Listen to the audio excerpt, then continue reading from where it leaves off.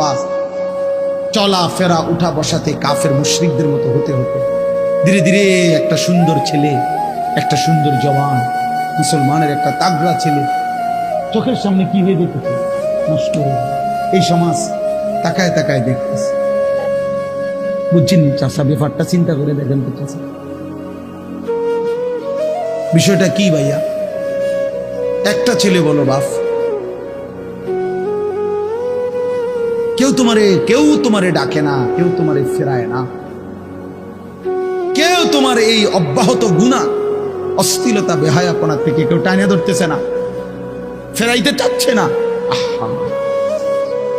মনে হয় যেন চোখের সামনে জাহান্নামের আগুনের দিকে যাচ্ছে, ধাও ধাও আগুনের দিকে, সবাই যেন দেখতেছে ঠিক আছে আগাম।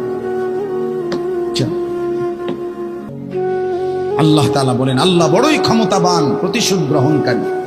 যুনতিকাম শব্দের অর্থ হলো প্রতিশোধ গ্রহণকারী। আল্লাহ বলছেন আমি প্রতিশোধ নেব, এই শব্দ ডাইরেক্ট বলছে আমি প্রতিশোধ নেব। আমার একটা একটা লোকমা ভাতের হিসাব নেব, আমার এক ঠোক পানির হিসাব আমি নেব, আমার প্রতিটা নিঃশ্বাসের হিসাব। সুম্মা লাতুসআলুন্না ইয়াউমাইদিন আনিন নাঈম, আমার প্রতিটা নিয়ামতের হিসাব। এজন্য প্রিয় বন্ধু আমার, বাপ আমার, দয়া করে আল্লাহর ওয়াস্তে বাবাদেরকে বলি, যুবক ছেলে তোমাদেরকে বলি, আমাকেও বলি, আমরা সবাই মিলে আল্লাহর দিকে ফেরা দরকার। কার দিকে? একটা ছেলে হইল মাইনো ভাইয়া নষ্ট করে দিল। এই ভাই প্রিয় কিশোর, মনে রাখো নিজের ভালো কুত্তাও বোঝে। একটা কুকুরে যদি কেউ লাঠি আলগি দেয়, এই কুত্তাটা ওটা বোঝে যে এটা দিয়ে আমার যদি বাড়ি দেয় আমার ক্ষতি হবে, এই জন্য কুত্তায় দৌড় মারে, ঠিক না? তাহলে নিজের কমপক্ষে নিজের ভালো, নিজের সেফ, এটা কুত্তাও বোঝে, এটা জানোয়ারও বোঝে।